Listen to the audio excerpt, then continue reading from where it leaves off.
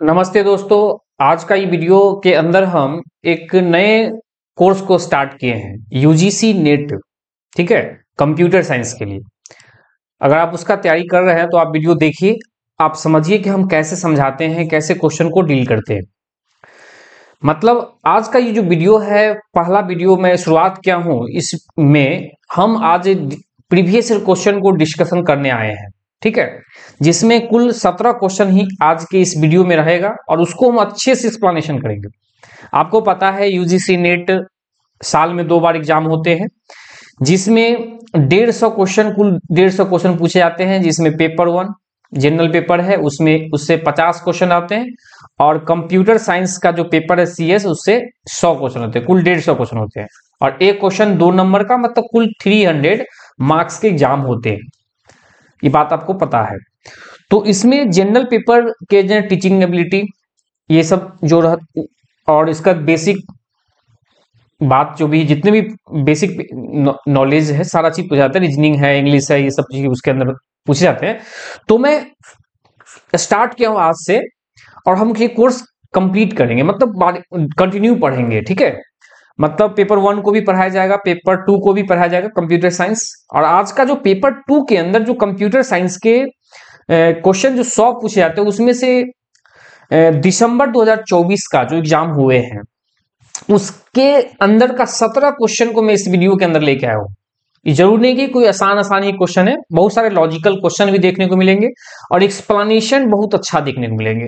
तो पहले आप देखिए, ठीक है, आपके लिए बहुत फायदा रहेगा। और मैं इजी से लेके हार्ड लेवल तक के क्वेश्चन को अच्छे से बनाऊंगा, और यूट्यूब पर ही बनाऊंगा फ्री ऑफ कॉस्ट। ठीक है, अच्छे से एक्सप्लेनेशन करेंगे, आप देखते रहिए। साथ में आप टेस्ट सीरीज भी लेके आएंगे, यूजीसी मॉक टेस्ट, वो भी फ्री ऑफ कॉस्ट आपको इस वेबसाइट पर देखने को मिलेगा, codingSharma.com। वहां पर आप अकाउंट बना के वहां से आप टेस्ट सीरीज लगा सकते हैं, वो देखने को मिलेगा। बहुत जल्द उसमें हम ऐड करेंगे टेस्ट सीरीज को। अभी वहां पर बीपीएससी TRE4 STT ये सब का जो है, वहां पर मॉक टेस्ट है अवेलेबल, लेकिन हम जल्द ही लेके आएंगे आपके लिए। ठीक है, चलिए, तो आज का ये शुरुआत करते हैं। यूजीसी नेट दिसंबर 2024 के अंदर 17 क्वेश्चन जो पूछ है, उसका क्या क्वेश्चन का लेवल है, कैसे क्वेश्चन सॉल्व किया जाता है, उस सबको अच्छे से देखेंगे। ठीक है, आइए शुरुआत करते हैं। पहला क्वेश्चन देखिए। पहला क्वेश्चन है कि which of the following uses only increment operations for adding and removing element at either end. मतलब क्या कहा जाता है कि एलिमेंट को ऐड करना है और रिमूव भी करना है। आइदर का मतलब इंड का मतलब किसी भी इंड से हम एलिमेंट को ऐड करेंगे और उस एलिमेंट को रिमूव कर सकते हैं, हटा सकते हैं। तो यहां पर ऑप्शन है क्यू, स्टैक, प्रायोरिटी क्यू और डी क्यू। अब इसको समझिएगा थोड़ा सा। सबसे पहले शुरुआत करते हैं क्यू से। तो क्यू जो है ना, क्यू जो है ये लिनियर डेटा स्ट्रक्चर है। अब लिनियर डेटा स्ट्रक्चर है, ये काम करता है आपको फीफो पर, फर्स्ट इन फर्स्ट आउट। ठीक है, फर्स्ट इन फर्स्ट आउट। और इसको हम दूसरी भाषा में हम कह सकते हैं लीलो, लास्ट इन लास्ट आउट। जैसे बीपीएससी के तैयारी के अंदर क्वेश्चन पूछा हुआ था कि क्यूज का टेक्निक क्या है, तो वहां पर फीफो हम टिक कर दिए थे, लेकिन उसका आंसर क्या था, more than one of the above, क्योंकि उसके अंदर एक ऑप्शन और भी थे, लीलो, लास्ट इन लास्ट आउट। मतलब जो अंत में गए हैं वो वो नहीं, last in last out, Lilo, LIFO नहीं, लीलो, लास्ट इन लास्ट आउट। मतलब जो अंत में गए हैं वो लास्ट में निकलेंगे, अंत में गए हैं अंत में निकलेंगे। तो दोनों का मतलब वही हो गया कहीं ना कहीं सेंस में। तो ये दोनों ऑप्शन कहीं ना कहीं होंगे। आगे बढ़िए। अब क्यू के अंदर होता क्या है, दो तरह का पॉइंटर वेरिएबल काम करता है। जैसे इसके अंदर अगर एलिमेंट है 5 6, अगर मान ली 2 एलिमेंट है, तो इसमें दो पॉइंटर वेरिएबल काम करता है, एक रियर और एक फ्रंट। माने फ्रंट और रियर, फ्रंट और रियर। ये फ्रंट जो है ना, ये क्या करता है, फर्स्ट एलिमेंट को डिनोट करता है, और अंत वाले एलिमेंट को डिनोट करने का काम करता है रियर। क्यू जो है ना, बेसिक क्यू, सिंपल क्यू जो है, उसमें क्या होता है कि रियर से डेटा इंसर्ट हो रहा होता है, रियर से डेटा इंसर्ट हो रहा होता है, माने आ रहा होता है, ऐड हो रहा होता है, और फ्रंट से डेटा आउट हो रहा होता है, निकल रहा होता है, डिलीट हो रहा होता है, पॉप हो रहा होता है। तो ये चीज है, माने इंसर्शन एक इंड से और दूसरे इंड से क्या हुआ, निकल गया। तो इसका आंसर क्या बोला है कि ऐड करेंगे माने जोड़ेंगे और निकालेंगे माने खत्म करेंगे दोनों इंड से, आइदर इंड का मतलब किसी भी इंड से, तो ये नहीं होगा इसका जवाब। पहले क्यू की चर्चा की है तो क्यू में पहले देखते हैं। एक है स्टैक, बाद में देखेंगे प्रियोरिटी क्यू। प्रियोरिटी क्यू का मतलब होता है कि क्यू के अंदर जो एलिमेंट है उस वो एलिमेंट पहले निकलेगा, वही एलिमेंट पहले निकलेगा जिसकी प्रियोरिटी ज्यादा है। ये प्रियोरिटी के बेस पर काम करता है, ठीक है, तो वो प्रियोरिटी क्यू है। तो ये नहीं होगा, दोनों इंड से निकलने की बात यहां पर नहीं है। अगला है डीक्यू। डीक्यू का फुल फॉर्म होता है डबल इंडेड क्यू। पहले सबसे पहले अगर बात करें डीक्यू का, तो इसका फुल फॉर्म होता है डबल इंडेड क्यू।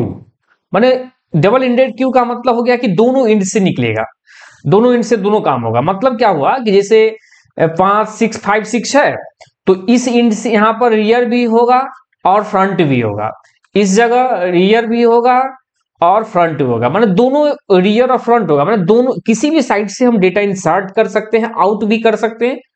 दोनों साइड से हम या तो इंसर्ट करेंगे या तो हटा सकते हैं, मतलब दोनों काम होता है। तो इसका आंसर यही लग रहा है कि आइदर इंड, मतलब किसी भी इंड से रिमूव करना हो, ऐड करना हो, तो वो डीक्यू करेगा।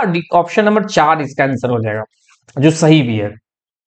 यूजीसी नेट अपने आंसर की में यही आंसर दिया है। ये चीज आगे बढ़िए। अगला है स्टैक। स्टैक जो है ना, ये जो है ना लीनियर डेटा स्ट्रक्चर, ये भी है, लेकिन ये काम करता है लीफो पर, लास्ट इन फर्स्ट आउट। किताब का एक ढेर है, ये किताब का ढेर है मान लीजिए, तो जो किताब अंत में रखे हैं निकलेगा आउट भी वही पहले होगा, मतलब LIFO, last in first out. ये एक टेक्निक पर ये काम करता है। इसमें टॉप नाम का पॉइंटर वेरिएबल काम करता है जो अंत वाले एलिमेंट को डिनोट करता है, याद रखिएगा अच्छे से। तो इसका आंसर हो जाएगा ऑप्शन नंबर 4। तो अच्छे से हम एक्सप्लेन किए। आगे बढ़िए, क्वेश्चन नंबर 2 देखिए। ये सारा 17 क्वेश्चन पूछे हुए हैं, अच्छे अच्छे क्वेश्चन है, ठीक है। Which of the following is the complement of a boolean function? ये जो बुलियन फंक्शन है क्या है, बुलियन फंक्शन क्या है देखिए, ए का not B plus C D का नॉट प्लस ए का not B plus C D का नॉट, ये चीज है। अब इसको कह रहा है कि इसका एक बार ध्यान क्या पूछा गया, कंप्लीमेंट निकालना है। कंप्लीमेंट का मतलब उल्टा होता है, रिवर्स। अब देखिए पहले इसको सॉल्व कीजिए। एक चीज देखने को मिलता है कि ये जो लिखा हुआ वही यहाँ है, ये जो दोनों सेम है। तो आप पढ़े होंगे बहुत सारा लॉ है, 10 गो लॉ है ना, कंप्लीमेंट लॉ, आइडेम्पोटेंट लॉ, मतलब 10 डिमॉर्गस थ्योरम, ये सब बहुत सारा लॉ है, वो पढ़े होंगे। तो उस चीज में आपको ये चीज देखे होंगे कि अगर ए प्लस ए लिखा हुआ तो उसको हम ए लिखते हैं, मतलब ए प्लस मतलब और ऑपरेटर, और ए फिर लिखे तो उसका आंसर ए होता है। तो वही चीज यहां पर भी हम करेंगे अभी फिलहाल। देखिए क्या है, जो चीज सेम हो रहा है उसको ए का नॉट बी, और ए का नॉट बी है तो इसको हम सीधा सीधा ए का नॉट बी लिख देंगे प्लस, फिर क्या है सी का नॉट डी, और सी का नॉट डी है तो सी का नॉट सी और डी का नॉट कर देंगे। अब देखिए आपका आंसर में ई भी है, ऑप्शन नंबर 4 में है, 4 में सेम टू सेम दिख रहा है। धरफड़ में वो लगा के नहीं निकल जाएंगे, क्योंकि यहां पूछा क्या था, कंप्लीमेंट। तो कंप्लीमेंट इसका निकालने जाएंगे तो यहां पर इसको कंप्लीमेंट कर देंगे। देखिए कंप्लीमेंट कर लगा दिए। अब क्या होगा, कंप्लीमेंट सॉल्व होगा। आपको डी मॉर्गन्स थ्योरम पढ़े होंगे तो उस लॉ को यहां लगाना पड़ेगा।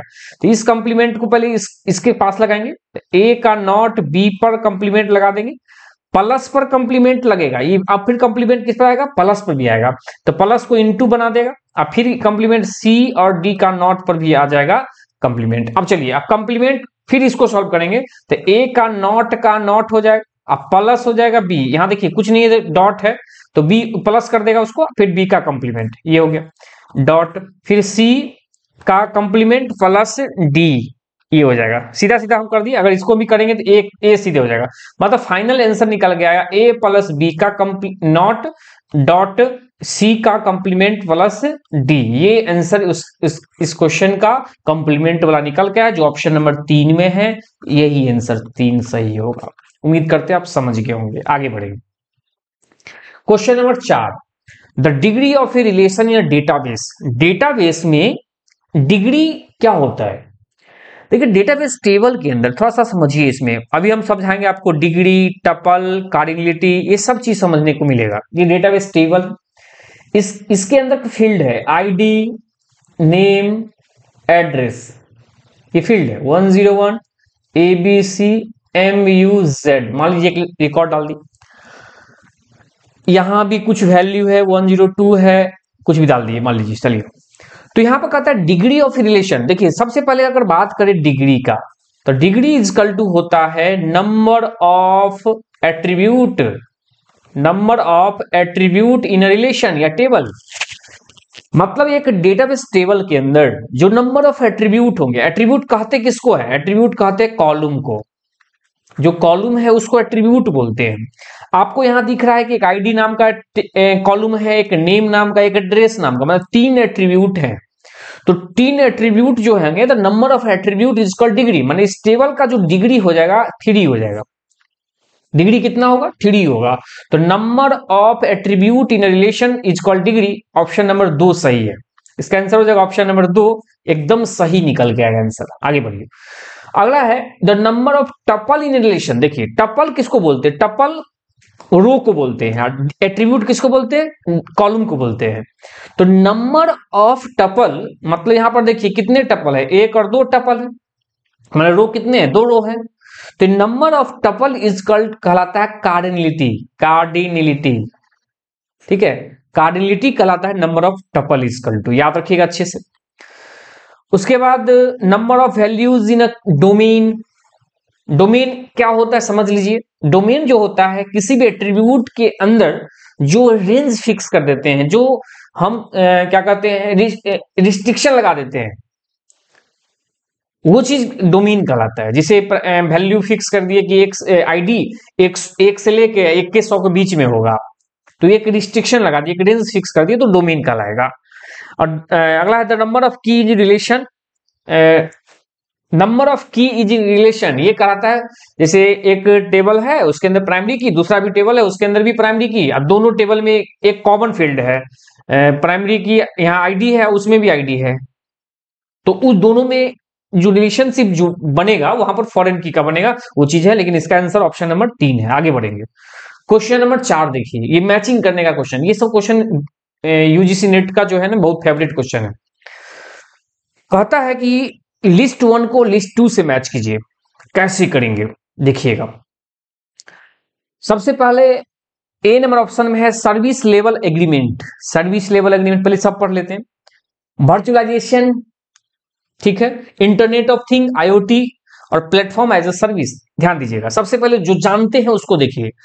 वर्चुअलाइजेशन क्या कहलाता है, वर्चुअलाइजेशन का मतलब होता है कि एक ऑपरेटिंग सिस्टम के अंदर, मतलब एक सिस्टम के अंदर मल्टीपल ऑपरेटिंग सिस्टम को चलाना वर्चुअलाइजेशन कहलाता है। जैसे मान लीजिए कि मेरे पास विंडोज ऑपरेटिंग सिस्टम है, इसमें चाहते हैं कि हम लाइनेक्स ऑपरेटिंग सिस्टम भी चलाए, तो उसके लिए हम लोग एक वर्चुअल बॉक्स बनाना पड़ेगा, वर्चुअल बॉक्स इंस्टॉल करना पड़ेगा, और तो वहां पर एक वर्चुअलाइजेशन होगा। मतलब जो हमारे फिजिकली मेमोरी है उसके लिए अलग से सेपरेट एक जगह प्रोवाइड होगा, वर्चुअलाइजेशन जगह मिलेगा उसको, उस यूनिक्स ऑपरेटिंग सिस्टम को चलाने के लिए, लाइनेक्स ऑपरेटिंग सिस्टम को चलाने के लिए, तो वर्चुअलाइजेशन कहलाता है। तो मतलब मल्टीपल ऑपरेटिंग सिस्टम को चलाना वर्चुअलाइजेशन कहलाता है। तो यहां पर ऑप्शन नंबर देखिए, आपको एक चीज दिख रहा है, तो method allowing multiple operating system to run on a single physical server. मतलब फिजिकली सिंगल फिजिकल सर्वर है, उसमें मल्टीपल ऑपरेटिंग सिस्टम को चला देंगे तो वर्चुअलाइजेशन कहेगा। इसका मतलब हो गया बी का हो जाएगा 4। थोड़ा सा ऑप्शन पर भी नजर मार लेते हैं, आसान हो जाएगा। बी में 4 कौन सा है, तो देख रहे हैं कि बी में 2 है, कट गया।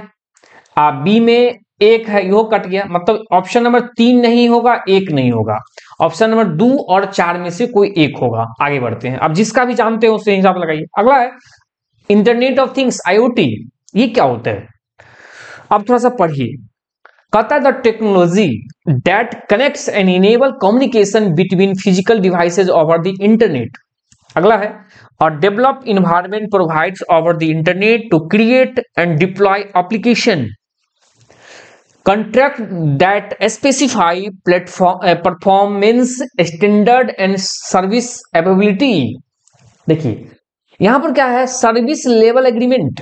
तो सर्विस लेवल एग्रीमेंट जो है ना वो क्या है, सर्विस लेवल एग्रीमेंट जो है वो क्या करता है, कंट्रैक्ट प्रोवाइड करता है स्पेसिफाई करके performance standard and service ability को प्रोवाइड करता है। मतलब 1 का 3 हो जाएगा, 1 का 3 हो जाएगा। चलिए 1 का 3 है तो दिख गया कि ऑप्शन नंबर बी हो 2A होगा, ऑप्शन नंबर 2 हो, ए में 3 है, ये तो कट गया। लेकिन देख लीजिए थोड़ा सा आगे, अब यहां पर सी जो है, सी का क्या है, 1, सी में 1 क्या है, IoT क्या है, देखिए इंटरनेट ऑफ थिंग्स का मतलब जितने भी डिवाइसेज हैं, smartphone, smart watch, smart lock, smart fan, ये सब के अंदर इंटरनेट की कनेक्टिविटी जुड़ के और वहां पर वो काम करता है, वो चीज इंटरनेट ऑफ थिंग्स कहलाता है। मतलब वो ऐसी वस्तु जिसके अंदर इंटरनेट की कनेक्टिविटी उसमें काम कर रही होगी, तो वो चीज नेटवर्क की कनेक्टिविटी होती है, वो इंटरनेट थिंग्स कहलाते हैं। तो यहाँ पर है the technology that connects and enable communication between physical devices over the internet. मतलब जो फिजिकल डिवाइसेज हैं, जैसे मान लीजिए स्मार्ट लॉक लगा दिए, हमारे डोर है, डोर में स्मार्ट लॉक लगा दिए, उसमें क्या है, हम गए अपना फिंगर सटाए और लॉक खुल गया, तो वो एक तरह का इंटरनेट ऑफ थिंग्स ही है। हम कहीं से भी रहते हैं बैठे और इंटरनेट के माध्यम से हम डोर को ओपन कर दिए, लॉक इनेबल कर दिए, डिजेबल कर दिए, तो ये चीज इंटरनेट ऑफ थिंग्स कहते हैं। तो इसका आंसर यही सही है, मतलब कहने का मतलब सी का भी एक आंसर होगा। अब देखिए डी का क्या है, डी में 2 होगा कि प्लेटफॉर्म एज अ सर्विस और develop environment provide over the internet to create and deploy application. ये प्लेटफॉर्म एज अ सर्विस कहलाता है, POS कहलाता है। तो इसका आंसर हो जाएगा ऑप्शन नंबर 2 सही जवाब। आगे बढ़िए, question number 5, what will be the right sequence of the phases of database design. Database design करना है तो उसके लिए सही बात क्या है। सबसे पहले है physical design, conceptual design, logical design, requirement collection and analysis, ये चीज लिखा है। तो इसका थोड़ा दिमाग लगाइए। डेटाबेस डिजाइन करना है तो सबसे पहले रिक्वायरमेंट, किसी चीज का डिजाइनिंग होगा तो भाई रिक्वायरमेंट को तो पहले कलेक्ट करेंगे, तो requirement collection and analysis D सबसे पहले होगा। अब दिख रहे हैं कि ऑप्शन में 100 में डी लिखा हुआ है, ठीक है। अगला है logical design, conceptual design, physical design. एक बात तो ये चीज है कि फिजिकल डिजाइन जो है वो अंत में होगा। अगर हम डेटाबेस डिजाइन कर रहे हैं तो सबसे पहले हम लोग लॉजिक बनाते हैं, कंसेप्ट लिखते हैं, लॉजिक बनाते हैं, तब जाके फिजिकली रूप से काम करते हैं। तो यहां पर फिजिकली डिजाइन अगर कहे बात तो सबसे अंत में होगा, तो डी सबसे शुरुआत में है, अंत में ए है। तो डी शुरुआत में है, ए अंत में है, तो क्या आंसर होगा बताइए, ऑप्शन नंबर 2 हो जाएगा। अब बीच में क्या मिल गया कि सबसे पहले हम लोग डी माने रिक्वायरमेंट कलेक्शन एनालिसिस करेंगे, ठीक है। उसके बाद कंसेप्चुअल डिजाइन करेंगे, कंसेप्ट लिखना चालू करेंगे, उसके बाद उसका लॉजिक बनाएंगे कंसेप्ट के साथ, और तब जाके फिजिकली डिजाइन कर देंगे। तो मतलब DBCA इसका सही जवाब निकल के आएगा। आगे बढ़िए, question number 6, an alternate key in a database table is called. देखिए अल्टरनेट की क्या होता है, एक डेटाबेस टेबल के अंदर मान लीजिए कि डिफरेंट फील्ड है, यहां पर 4 फील्ड मान लीजिए ले लेते हैं। यहां ये एक आईडी, एक नेम, ये है स्टूडेंट टेबल है, एड्रेस और मोबाइल नंबर, ये फील्ड डाल दिए। तो इसमें क्या है कि आईडी डाल दिए 101, ये यूनिकली वैल्यू कर दिए, तो स्टूडेंट आईडी जो है ये यूनिक है, मतलब ये जो होगा ये प्राइमरी की होगा। ये कौन से की कहलाएंगे, प्राइमरी की। कोई भी एक फील्ड के अंदर, एक डेटाबेस टेबल के अंदर कोई भी एक फील्ड प्राइमरी की होता है। लेकिन नेम डाली, नेम डुप्लीकेसी हो सकता है, एड्रेस डुप्लीकेसी होता है, लेकिन मोबाइल नंबर मान लीजिए 8002121 को दे दिए। अब ये जो मोबाइल नंबर है ये भी, इसको भी हम यूनिक कर दिए। तो यहां एक चीज देखने को मिल रहा है कि आईडी भी फील्ड यूनिक है, मोबाइल नंबर भी फील्ड यूनिक है। तो एक से ज्यादा फील्ड यूनिक है, लेकिन हम किसी एक फील्ड को प्राइमरी की बना सकते हैं, तो बना दिए, आईडी को प्राइमरी की बना दी। लेकिन मोबाइल नंबर का जो फील्ड है ये भी प्राइमरी की हो सकता था, लेकिन हम एक से ज्यादा प्राइमरी की नहीं बना सकते, तो इसको हम लोग अल्टरनेट की कहते हैं। इसको बोलेंगे अल्टरनेट की, अल्टरनेट की कहेंगे। और अल्टरनेट की जो कहेंगे ना, तो इसी अल्टरनेट की को हम लोग कहते हैं कैंडिडेट की। कैंडिडेट की क्या होता है, किसी भी एक कैंडिडेट की पहचान जिस की से हो जाए वो कैंडिडेट की कहलाएगा। अगर मान लीजिए कि ये मोहन नाम का लड़का है, 101 उसका स्टूडेंट आईडी है, एड्रेस है मुजफ्फरपुर है, तो हम चाहेंगे 800212 मोबाइल नंबर से भी उस स्टूडेंट को हम आइडेंटिफाई कर लेंगे, कर सकते हैं, नहीं तो 101 आईडी से तो कर ही सकते हैं। तो मतलब कैंडिडेट की का मतलब जिससे किसी एक कैंडिडेट की पहचान हो जाए, आइडेंटिफिकेशन हो जाए, वो कैंडिडेट की कहलाता है। और एक डेटाबेस टेबल के अंदर माने एक फील्ड प्राइमरी की है और एक से ज्यादा प्राइमरी की हो सकते हैं, तो जो बच गए प्राइमरी की उसको अल्टरनेट की कहेंगे, अल्टरनेट की प्राइमरी की सॉरी एल्टरनेट की कैंडिडेट की कहते हैं। उम्मीद करते समझ गए होंगे। इसका आंसर ऑप्शन नंबर 2 होगा। क्वेश्चन नंबर पहला समझा दी। सुपर की क्या होता है, जब एक डेटाबेस टेबल के अंदर दूसरे टेबल से जब रिलेशनशिप जुड़ता है, जो पहला टेबल के अंदर जो प्राइमरी की कहलाएंगे, जो की एट्रीब्यूट होंगे वो सुपर की उस सेकेंड वाले टेबल के लिए होंगे। और फॉरेन की क्या कहलाता है, माने एक से ज्यादा टेबल को जो हम एक दूसरे से रिलेट करते हैं, जैसे स्टूडेंट टेबल एक फीस नाम का टेबल बना दिया, इसमें स्टूडेंट आईडी है प्राइमरी की, उस फीस नाम के टेबल के अंदर भी प्राइमरी आईडी प्राइमरी की बना दिए, तो उसको इस टेबल से लिंक अप कर देंगे तो फॉरेन की बन जाएगा, वो आईडी फीस वाले टेबल का वो आईडी प्राइमरी की फॉरेन की बन जाएगा। तो इसका आंसर ऑप्शन नंबर 2 होगा। आगे बढ़िए, ये सब पूछे गए क्वेश्चन है, बहुत अच्छे से क्वेश्चन है, आप देखिए अच्छे से। क्वेश्चन नंबर 7 है, insert command is use to. Insert command जो है ना, उसका यूज क्या है। डेटाबेस टेबल के अंदर हम इंसर्ट कमांड डालते हैं। इंसर्ट से क्या होता है, कि नया रो ऐड हो जाता है। अगर डेटाबेस टेबल के अंदर अगर नया रो ऐड करना है तो उसके लिए इंसर्ट कमांड चलाएंगे। मतलब ऐसे लिखेंगे, इंसर्ट इनटू टेबल का नाम, इंसर्ट इनटू, एक सेकंड रुक जाइए, माने हम लोग जो कमांड लिखेंगे इंसर्ट कमांड क्या होगा, इंसर्ट कमांड लिखेंगे तो लिखाएगा इंसर्ट इनटू टेबल का नाम। मान लीजिए स्टूडेंट नाम का टेबल है, इंसर्ट इनटू स्टूडेंट। उसके बाद अगर हम एट्रीब्यूट लिखते हैं, मान लीजिए ID comma name comma address comma mobile number, values डाल दिए, मान लीजिए कि हम कॉमा देके 101, एड्रेस में डाल दिए मोहन कॉमा, एड्रेस में नाम में मोहन डाल दिए, एड्रेस में मुजफ्फरपुर, और मोबाइल नंबर में 12345 डाल दिए। तो ये क्या हुआ, इंसर्ट कमांड से एक नया उस डेटाबेस फील्ड के अंदर, जो भी पीछे बनाए थे ये वाला डेटाबेस टेबल, इसके अंदर एक फील्ड ऐड हो जाएगा। तो यहां पर पढ़िए, कहता है add a single tuple to a relation. Tuple का मतलब रो होता है, माने एक नया रो बन जाएगा, ऐड हो जाएंगे, सही बात है।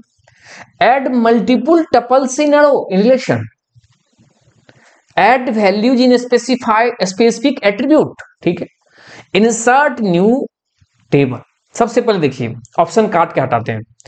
इंसर्ट कमांड से क्या टेबल में एक नया टेबल को इंसर्ट कर सकते हैं। नया टेबल को बनाना हो तो क्रिएट कमांड लगाएंगे, ये काम करता है क्रिएट कमांड। ये काम कौन करेगा, क्रिएट कमांड। तो ये आंसर नहीं होगा, क्लियर हो गया, माने डी नहीं होगा। अब जहां डी है काट कटा दीजिए, डी है, यह है, कट गया। अब इस समय डी नहीं है, देख लीजिए, add a single tuple in relation, माने सिंगल टपल ऐड करना हो तो सिंगल टपल तो ऐड कर ही सकते, सही है, ये तो सही है। 2 नंबर देखिए, add multiple tuple in relation, मतलब देख लीजिए इंसर्ट टेबल के अंदर द्वारा मल्टीपुल भी ऐड कर सकते हैं। जैसे यहां पर हम लोग लिखे इंसर्ट टेबल में लिख दिए वैल्यूज, फिर लिख देंगे वैल्यूज और ऐड करते चले जाएंगे, कॉमा दे दे के ऐड करते चले जाएंगे, तो मल्टीपुल टपल भी ऐड कर सकता है। और तीसरा, add a value in specified attribute, मतलब सीधा सीधा किसी भी एक पार्टिकुलर एट्रीब्यूट में भी हम अगर एलिमेंट को ऐड करना हो तो वो भी काम करता है इंसर्ट टैब। तो ये तीनों काम करता है, तीनों काम करता है। तो ऑप्शन नंबर 3 सही है, ए बी और सी तीनों सही है, डी गलत है। आगे बढ़िए, question number 8, correct the order of instruction cycle. माने इंस्ट्रक्शन साइकिल जो है, जो इंस्ट्रक्शन सीपीयू प्रोसेस करवाता है इंस्ट्रक्शन को, तो उस इंस्ट्रक्शन साइकिल कैसे काम करता है। देखिए, पहला है कि read the effective address, fetch the information, execute the instruction, decode the instruction. सबसे पहले ये सब बात लिखा है। बताइए इंस्ट्रक्शन साइकिल अगर काम कैसे करेगा, तो सबसे पहले क्या होगा, इंस्ट्रक्शन को फेच करेंगे ना, प्राप्त करेंगे इंस्ट्रक्शन को। तो इंस्ट्रक्शन फेच करेंगे तो ऑप्शन नंबर बी होगा पहले, मतलब फेच दी इंफॉर्मेशन, इंफॉर्मेशन को फेच करेंगे। फेच करने के बाद क्या करेंगे बताइए, डिकोड करेंगे या रीड करेंगे। एग्जीक्यूट तो लास्ट में होगा, एग्जीक्यूट तो लास्ट में होगा, ये कंफर्म हो गया, इसको लास्ट में डाल दी। अब बीच में आप दो कौन होगा वो देख लीजिए, डी देखिए लास्ट, ये खत्म हो गया ऑप्शन। अब यही तीनों में से कोई एक होगा, यही तीनों में से वो एक क्वेश्चन, पहला बी है तो यो कट गया। अब या तो होगा दो, नहीं तो तीन होगा। 50% ऑप्शन लेके जाएगा, ऑप्शन काटना भी सीखिए। 50% ऑप्शन मेरे पास आ गया, अब सॉल्व आसानी से हो सकता है, सही होने की चांस ज्यादा रहेगी। तो सबसे पहले क्या किए, फेच की इंफॉर्मेशन को, अंत में एग्जीक्यूट हो गया। अब रीड द इफेक्टिव एड्रेस और डिकोड द इंस्ट्रक्शन। देखिए सबसे पहले बात बताते हैं अगर आपको, तो सबसे पहले हम क्या किए, फेच की इंफॉर्मेशन को, उसके बाद डिकोड करेंगे, माने जो इंस्ट्रक्शन है ना उसको डिकोड करेंगे। माने जैसे डिकोड करने का मतलब क्या हुआ, उसको खोलेंगे, ओपन करेंगे। ठीक है, मान लीजिए एक बॉक्स के अंदर लेटर रखा हुआ है, तो लेटर को पहले खोल के तब ना पढ़ेंगे। अगर लेटर एक लिफाफा के अंदर डाला हुआ है तो डायरेक्ट हम लेटर को पढ़ सकते हैं क्या, नहीं पढ़ सकते, पहले लिफाफा में से वो लेटर निकालेंगे तब पढ़ेंगे। तो कहने का ये मतलब है कि एग्जीक्यूट नहीं सॉरी डिकोड करेंगे, डी होगा, डिकोड कर दिए और तब करेंगे read the effective address, read किए और तब उसको एग्जीक्यूट करवाएंगे इंस्ट्रक्शन को, मतलब BDAC, BDAC ऑप्शन नंबर 2 हो गया। इधर भी ऑप्शन लिख दिए, ऑप्शन नंबर 2 होगा। आगे बढ़िए, question number 9, which of the following is not और डिवाइड एंड कनकर मेथड। देखिए डिवाइड एंड कनकर मेथड क्या कहलाता है कि अगर कुछ भी लिस्ट है उसमें चीजों को पार्ट बाय पार्ट में डिवाइड कर, जैसे मान लीजिए दो दो को आपस में डिवाइड करके सेपरेट करके फिर उसमें एग्जीक्यूशन करवाना, ये डिवाइड एंड कनकर कराता है। ठीक है, पहला है बाइनरी सर्च। देखिए बाइनरी सर्च में डिवाइड कनकर रूल ही काम करता है, क्योंकि बाइनरी सर्च एक ऐसा सर्चिंग टेक्निक है जिसमें सबसे पहले एलिमेंट को जो सर्च किया जाता है डायरेक्ट जाता है बीच में, बीच में सर्च करता है। अगर वो एलिमेंट सही है मिल गया तो ठीक है, नहीं तो उस बीच वाले पार्ट का से वो एलिमेंट छोटा है तो लेफ्ट में आता है और बड़ा हो गया तो राइट में जाता है। लेकिन छोटा हो गया तो लेफ्ट में आने का मतलब हो गया कि लेफ्ट के बीच में, जो लेफ्ट वाले एलिमेंट है उसके बीच में जाता है।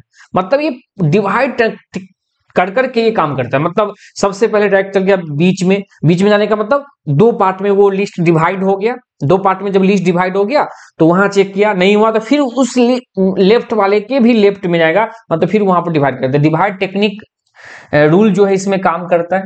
मर्ज सॉर्टिंग, इसमें भी पार्ट बाय पार्ट में दो दो एलिमेंट आपस में ब्रेक हो के और फिर उस सॉर्टिंग हो गया, फाइनल सॉर्टिंग होता है, तो इसमें भी काम करता है। और क्विक सॉर्ट यहाँ भी मतलब क्या कहते हैं, डिवाइड टेक्निक काम करता है। मतलब जो भी लिस्ट है उसमें से जो सॉर्टिंग है वो लिस्ट को आपस में अलग अलग ब्रेक करके फिर उसमें डालते हैं, तो क्विक सॉर्ट भी इसके अंदर काम करता है डिवाइड टेक्निक पर। ये तीनों सही है, लेकिन हीप सॉर्ट जो है ये डिवाइड टेक्निक रूल पर काम नहीं करता है, इसलिए इसका आंसर ऑप्शन नंबर 4 हो जाएगा। उम्मीद करते हैं आप समझ गए होंगे। आगे बढ़ेंगे क्वेश्चन नंबर 10 के पास, लिस्ट 1 को लिस्ट 2 से मैच करना है। देखिए अगर हम सीधा सीधा देखें तो जो जो आता है वो देख लीजिए, हटाइए, काट के हटाते। कंप्लीमेंट उल्टा निगेटिव सही है, मतलब बी का 3 हो जाएगा। क्या बी के 3 से कोई ऑप्शन कटने वाला है? तो बी के 3 से तो हमको आंसर मिल ही गया। देखिए बी के 3 से ये ऑप्शन नंबर 2 हो गया सीधा। लेकिन आगे पढ़िए, यहां क्या है, बाइनरी वैल्यू दिया है और यहां क्या है 16 हेक्साडेसिमल वैल्यू है। क्या ये सही है? क्या देखते हैं। तो बाइनरी से हेक्सा निकालते कैसे है, चार चार बीट को हम क्या करते हैं, लेते हैं। तो यहाँ 4 बीट लेंगे तो 3 हो जाएगा। देख लीजिए 1 0 1 1 0 0 का वैल्यू 3 होगा, यहाँ भी 1 1 0 0 3 हो गया, ये 1 हो गया। तो 133 16 सही है, माने ए का हो जाएगा 4, ए का 4 ही है, 2 नंबर मिल रहा। अगला है प्रियोरिटी बिट। प्रियोरिटी बिट का है और एक है variable length instruction, variable length instruction. तो प्रियोरिटी बिट क्या है, इधर डिटेक्शन कोड के रूप में काम करता है ये चीज है, और वेरिएबल लेंथ इंस्ट्रक्शन जो है ISC काम करता है। तो इसका आंसर हो जाएगा ऑप्शन नंबर 2। देखिए अगर कुछ एक आध % अगर क्वेश्चन बनाने के ड्यूरेशन में आपको नहीं ऑप्शन आ रहा तो फिर भी अगर ऑप्शन काटते हैं तो आप आराम से बना सकते हैं इसका जवाब। इसका आंसर हो जाएगा ऑप्शन नंबर 2। Question number 11। अब ये लॉ है, मैंने जिस लॉ का चर्चा किया, absorption law, bounded law, identity law और डिस्ट्रीब्यूटेड लॉ। देखिए डिस्ट्रीब्यूटेड लॉ का मतलब बांटना। अब बांटने का मतलब क्या, देखिए ए को बी के साथ बांट दिए हैं और फिर प्लस करके ए को सी के साथ बांट दिए, तो ये तो डिस्ट्रीब्यूटेड लॉ कहलाता है। 10 लॉ है जिसमें 4 लॉ यहां दिख रहा है, D Morgan's theorem, absorption law यहाँ ही, इसके अलावा और भी ढेर सारे लॉ है, मैं वीडियो में अगले लेके आऊंगा, बताऊंगा। और ये सारे लॉ बहुत अच्छा सा लॉ है, ठीक है, इसको देखिए। तो ये हो गया डिस्ट्रीब्यूट लॉ, मतलब डी का कितना हो जाएगा 3। डी के 3 से कोई ऑप्शन कटेगा क्या? डी के 3 से तो हमको लगता है आंसर मिल ही गया। डी के 3 से देखिए एक बार में आंसर मिल जा रहा है, डी का 3। अब यहां पर देख लेते हैं आइडेंटिटी लॉ जो होता है ना, वो आइडेंटिटी लॉ जो है वो हो जाएगा सी का 2। माने आइडेंटिटी लॉ ये कहलाता है जैसे a प्लस 0 इजकल टू ए, ठीक है, या a.1 इजकल टू भी ए।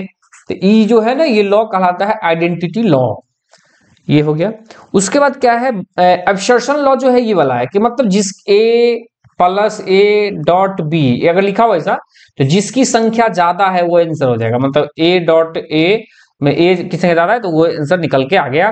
तो ये एब्सर्शन लॉ कहलाता है। और लास्ट में बच गया बाउंडेड लॉ, ये हो गया आपका bounded law, a plus 1 equal to 1। तो ये बाउंडेड लॉ, इसका आंसर हो जाएगा ऑप्शन नंबर 1। आगे बढ़िए question number 12। Which of the following is a simplified form of the given function. मतलब यहाँ पर एक के मैप से क्वेश्चन सॉल्व होगा, ये बुलियन फंक्शन है, इसका सिंप्लीफाइड करके जो आंसर होगा वो बताइए। तो यहां पर देख रहे हैं कि ये फंक्शन के रूप में 3 वेरिएबल है, तो 3 वेरिएबल के हम लोग 3 को बॉक्स ले लेते हैं। यहां पर 3 बॉक्स बना देंगे और ये 3 बॉक्स इस तरह से बनेगा। ए और बी 2 वेरिएबल, सी इधर 0 0 0 1 1 1 1 0, यहाँ पर 0 1 दे दिए। तो इसको नंबरिंग कर देंगे 0 1 2 3 4 5 6 7। ये सब कैसे होगा बताएंगे आगे चल के, पढ़ाए हुए हैं सब चैनल पर, देख लीजिएगा कि मैप का कॉन्सेप्ट बहुत अच्छे से पढ़ाए हैं। अब यहाँ पर जो वैल्यू दिया है देखिए फंक्शन मैंने सिग्मा के रूप में आपको दिया है सम के 0 1 3 7। 0 यहाँ है, जहां पर भी ये वैल्यू मैच कर रहा है, ये वाला वैल्यू जहां मैच कर रहा है वहां 1 पुट कर दीजिए। 1 पुट कर दिए, 3 और 7 के रूप में 1 पुट कर दिया। अब इसको जो मिल रहा है उसको ब्रैकेट घेर दीजिए, दोनों मिल रहा है ब्रैकेट घेर दिए। अब यहाँ पर से इस बॉक्स को निकालने की कोशिश करेंगे। तो 0 0 ये 1 जो है, ये वाला 1, रुकिए कलर अलग करते हैं। ये जो 1 है, ये वाला 1 यहाँ पर क्या है 0 0 वो 0 में है, तो इसका लिखेंगे a का नॉट, b का नॉट और c का भी नॉट। ये हो जाएगा प्लस, ये सिंबल जो दिख रहा है इससे ये प्लस होगा। और फिर आगे ये 1 लिखेंगे इस बॉक्स के अंदर, जो है a का नॉट, b का नॉट और c लिखेंगे। इसको सॉल्व कर लेंगे, पहले सॉल्व कर लीजिए। तो ये क्या बचेगा, a का नॉट, b का नॉट निकल जाएगा तो बचेगा क्या, c का नॉट प्लस c बचेगा, मतलब a का नॉट b निकल गया, ये निकल के आएगा। चलिए अब इस बॉक्स को सॉल्व कर लीजिए। इस बॉक्स को कर तो ये बॉक्स वाला 1 किसका है, तो 0 0 0 1 1 का है, तो मतलब a का नॉट, b और c प्लस, फिर यहाँ जाएंगे इसको देखेंगे तो ये हो जाएगा a b और c का हो जाएगा। इसमें जो कॉमन निकलेगा निकाल लीजिए, b और c निकल जाएगा कॉमन, तो क्या बचेगा a का नॉट प्लस a बचेगा। तो यहाँ पर क्या फाइनली क्या होगा, b और c बचेगा। ये मतलब a का नॉट प्लस a का वैल्यू होता है 1 होता है, मतलब जो वैल्यू है उसका कॉम्प्लीमेंट का वैल्यू 1 होता है। ये हो गया। अभी दोनों को फिर सॉल्व कर लेंगे, मतलब a का नॉट b इधर से आया यहाँ से, और यहाँ पर क्या है b और c है, इसमें से कुछ कॉमन निकलेगा क्या, कुछ नहीं कॉमन दिख रहा है। आंसर में है क्या, ये ऑप्शन नंबर 3 है, दिख रहा है ये, यही इसका आंसर निकल के आएगा। ऑप्शन नंबर 3 इस क्वेश्चन का सटीक जवाब है। आगे बढ़िए क्वेश्चन नंबर 13। देखिए यहां पर क्या कहता है, consider above the binary tree. ये बाइनरी ट्री को कंसीडर करते हुए आपको इन ऑर्डर ट्रेवर्सल निकालिए। देखिए 3 तरह का होता है, pre order, post order, in order, तीनों समझा देते हैं अभी। सबसे पहले समझिए इन ऑर्डर जो ये पूछा है, इसका आंसर देखिए। इन ऑर्डर में क्या होता है, सबसे पहले लिखा जाता है लेफ्ट एलिमेंट को, लेफ्ट के बाद लिखा जाता है रूट को, अब फिर लिखा जाता है राइट को। अगर इस तरह से जो लिखने की बात होगी तो वो हो गया इन ऑर्डर। एक होता है प्री ऑर्डर। प्री ऑर्डर में क्या होता है, सबसे पहले प्री ऑर्डर का मतलब हो गया सबसे पहले रूट लिखाएगा, फिर लेफ्ट लिखाएगा और फिर राइट लिखाएगा।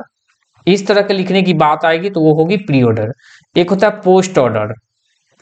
पोस्ट ऑर्डर में क्या होता है, सबसे पहले लेफ्ट, फिर क्या हो गया राइट और फिर क्या हो गया रूट हो गया। तो इस तरह से बात होगी तो वो हो गया पोस्ट ऑर्डर। ये चीज है, आगे बढ़िए। तो हमको यहाँ पर एक्चुअल में क्या करना है, इन ऑर्डर निकालना है। तो इन ऑर्डर निकालना है, तो इन ऑर्डर मैंने बताया सबसे पहले क्या लिखेंगे, लेफ्ट, रूट बीच में होता है, तब क्या होगा राइट होगा। चलिए इस क्वेश्चन को सॉल्व करते हैं। देखिए शुरू कीजिए, सबसे पहले मेन रूट जो है ए है, तो ए के लेफ्ट में आएंगे, पहले लेफ्ट लिखना है तो बी लिख दिए। चलिए फिर क्या करेंगे, फिर लेफ्ट लिखे तो रूट लिखेंगे, रूट में कौन है ए लिख दिए। अब उसके राइट में जाएंगे, राइट में क्या मिला सी, लेकिन सी क्या है देख लीजिए, सी भी एक रूट है क्योंकि इसका दो चाइल्ड है डी और ई है, तो पहले उसका लेफ्ट लिखेंगे। तो डायरेक्ट सी नहीं लिखेंगे क्योंकि उसका पहले लेफ्ट है, तो लेफ्ट लिखेंगे। तो लेफ्ट में क्या है डी है, और फिर लेफ्ट लिख दिए तो रूट लिखेंगे, सी लिख दिए, और फिर राइट चलेंगे, राइट में क्या है ई है, लेकिन ई देख रहे हैं कि ई भी एक रूट है क्योंकि इसके लेफ्ट में तो चाइल्ड नहीं है, लेफ्ट में चाइल्ड नहीं है लेकिन राइट में तो है, तो इसको ई को नहीं लिखेंगे। अभी इधर आएंगे, ई को इसके राइट है, इसके रूट में लेफ्ट में एलिमेंट नहीं है, अच्छा ठीक है, मैंने ई जो है एक रूट है, रूट के लेफ्ट में आएंगे, पहले रूट है तो उसको नहीं लेंगे, पहले लेफ्ट में कुछ नहीं है तो उसका लिखेंगे, रूट लिखेंगे, तो रूट में लिख दिए ई लिख दिए।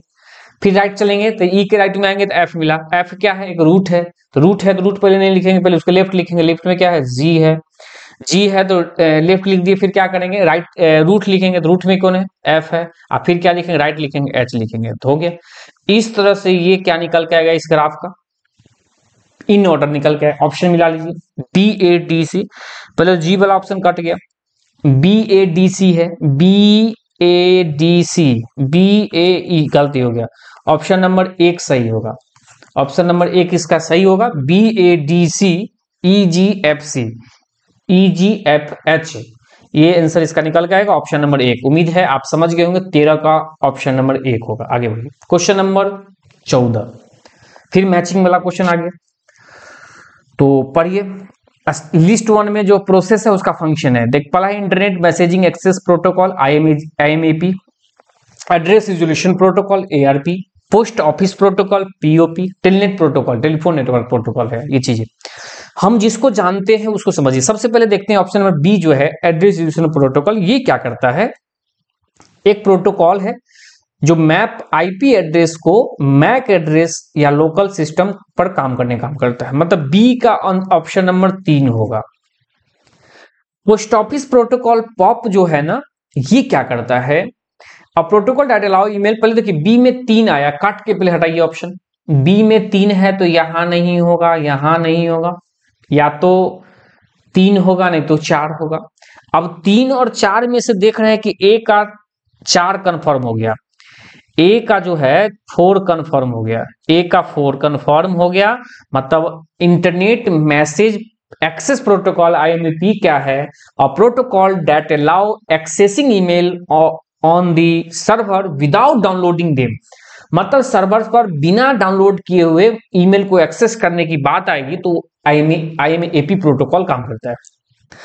अब बात है कि पोस्ट ऑफिस प्रोटोकॉल जो है ये क्या है, देखिए एक है टेलनेट, देखिए टेलनेट जो है ना ये करेगा option number 2, used for remove login to another computer over the network, मतलब टेलनेट के माध्यम से ही एक सिस्टम में अगर हम लॉगिन किए हुए हैं तो दूसरे सिस्टम में उसको हटा सकते हैं, लॉगिन हटा सकते हैं, ये चीज है। और ऑप्शन नंबर सी हो जाएगा पॉप का, कि अब प्रोटोकॉल जो है अलाउ करता है email client server retrieve email from mail server से मेल को प्राप्त करने की बात आएगी तो पॉप कम करता है पोस्ट ऑफिस प्रोटोकॉल, मतलब सी का हो जाएगा 1 नंबर और डी का हो जाएगा 2 number.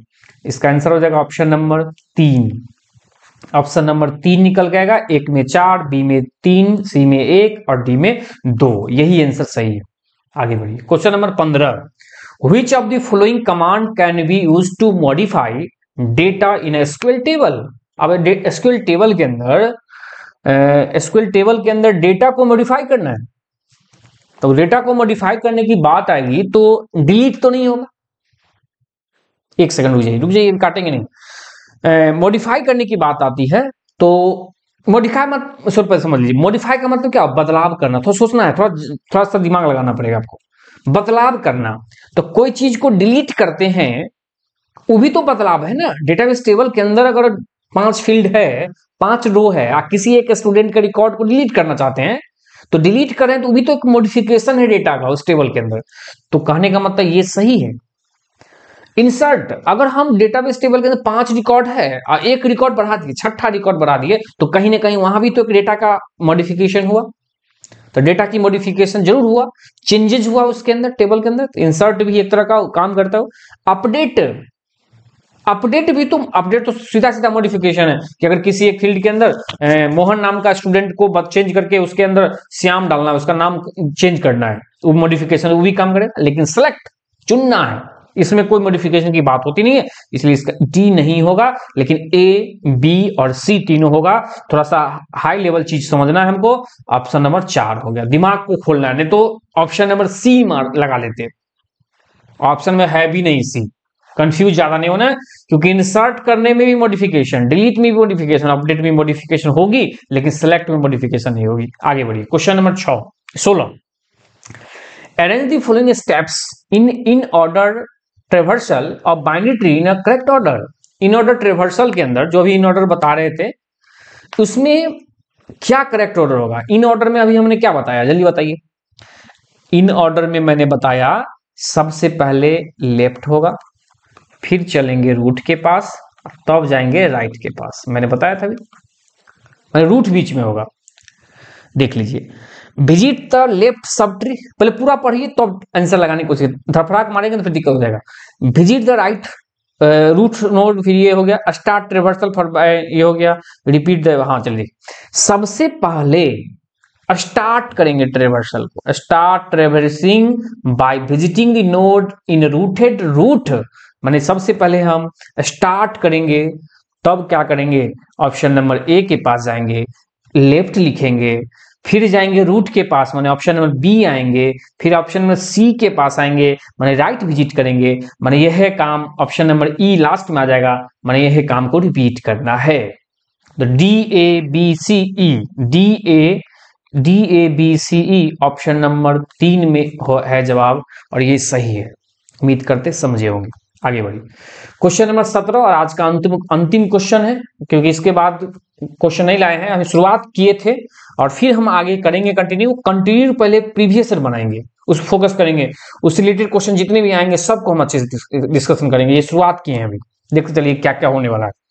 Consider the following statement, ये एक स्टेटमेंट दिया हुआ है, INT x और y, x में 10 है, y में 15 है, मतलब दो वेरिएबल वैल्यू को वेरिएबल में रखा।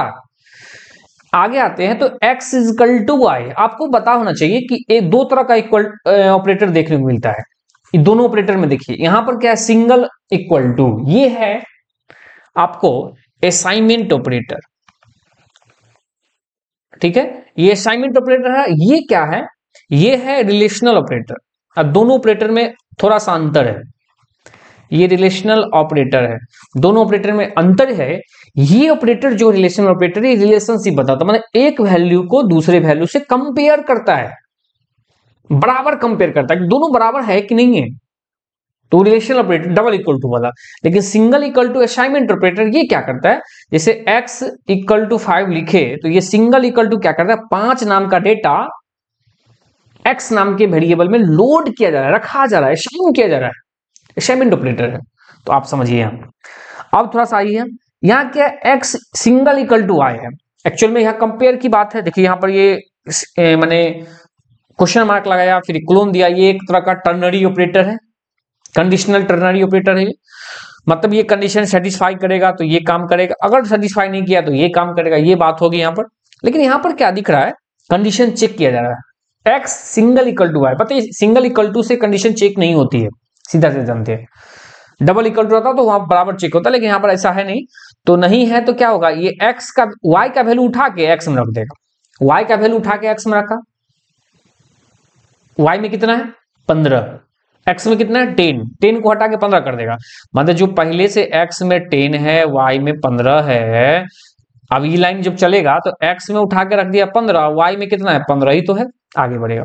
अब यहां पर आया 15, 15 का मतलब हो गया, यहाँ कंडीशन नहीं चेक कर रहे हैं तो मतलब सीधा सीधा ये ट्रू होके इस स्टेटमेंट पर पहुंच जाएगा। मतलब 15 आया और वो कंडीशन चेक नहीं हो, मतलब सीधा सीधा कंडीशन 15 है वो ट्रू माना जाएगा। ट्रू माना कहते फर्स्ट ये स्टेटमेंट काम करेगा y प्लस एक्स, तो y प्लस एक्स का मतलब हो गया y में कितना है 15 और x में कितना है 15, 15 प्लस 15 मतलब 30, 30 जो वैल्यू है उसको उठाएगा और रख देगा इस x नाम के वेरिएबल में। और यहाँ पूछा भी जाता है कि जब इस को एग्जीक्यूट करेंगे तो x का जो है वैल्यू क्या होगा, x का वैल्यू हो जाएगा 30।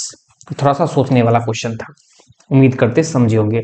धरफड़ में इसको हम लोग क्या करते हैं 15 माइनस 10, 5 मार के ऑप्शन नंबर 1 नहीं निकल जाएंगे, 1 नंबर भी लोग निकल जाएंगे। अगर थोड़ा सा ये इक्वल टू का फर्क है, देखिए मिटाते हैं इसको, ये इक्वल टू अगर यहाँ डबल इक्वल टू होता ना, डबल इक्वल टू, तो इसका आंसर हो जाता ऑप्शन नंबर 1, क्योंकि x double equal to y, मतलब x और y बराबर है क्या, नहीं बराबर है, नहीं बराबर तो ये स्टेटमेंट एग्जीक्यूट करेगा, ये करेगा तो मतलब y में से x घटा दीजिए, तो y में से x घटा 15 में से 10 घटाइएगा 5, आप 5 को उठा कर रख दीजिए x में, आप पूछा है x का वैल्यू तो 5 हो जाता है आंसर। डबल इक्वल टू लगने के बाद वो आंसर होता है, लेकिन यहाँ पर डबल नहीं पूछा है, या सिंगल लगाया था, इसलिए इसका आंसर हो जाएगा ऑप्शन नंबर 30। और ये कैसे होगा मैंने चर्चा कर दिया। तो उम्मीद करते हैं ये वीडियो कैसा लगा बताइए, ठीक है। हम जितना भी प्रयास हुआ हम करने की कोशिश किए अच्छे से, और फिर हम कंटिन्यू करेंगे आगे, ठीक है। कंटिन्यू अब यूजीसी नेट का जो अभी जो एग्जामिनेशन होने वाले हैं, जिसके फॉर्म अभी फिलअप हुआ है, उसका तैयारी अच्छे से हम करेंगे, प्रीवियस ईयर को अच्छे से फोकस करेंगे और कंसेप्चुअल चीज पढ़ेंगे, अच्छे अच्छे क्वेश्चन बनाएंगे, ठीक है। न्यूमेरिकल टाइप का क्वेश्चन जितने भी पूछे जाते हैं वो आप पेपर 1 को भी अच्छे से डिस्कशन करेंगे। आप कंटिन्यू बने रहिए चैनल पर, अगर पहली बार देख रहे हैं तो बहुत अच्छे से आपके फायदेमंद होगा एग्जाम के लिए। चलिए मिलते हैं अगली वीडियो के साथ। मैं कंप्यूटर साइंस का हर एक एग्जामिनेशन में जहां कंप्यूटर साइंस पूछे जा रहे हैं, जहां क्वेश्चन आते हैं, उन सब का बहुत अच्छे से प्रिपरेशन करते हैं, चाहे बीपीएससी टीआरई 4 हो, एसटीटी तो 2025 का जो एग्जामिनेशन हुए हैं उसका भी अच्छे से प्रिपरेशन क्या करवाए हम। टीआरई 4 अभी आने वाले हैं, केंद्रीय विद्यालय का कंप्यूटर साइंस, नवोदय विद्यालय इसका जो कंप्यूटर साइंस का पेपर है, इन सब का भी हम लेके आएंगे, कंटिन्यू डिस्कशन करेंगे। तो आप बने रहिए, मेरे पास कुछ नॉलेज है जिसको आपको साथ शेयर करना चाहते हैं। थैंक यू, फिर मिलते हैं अगली वीडियो में।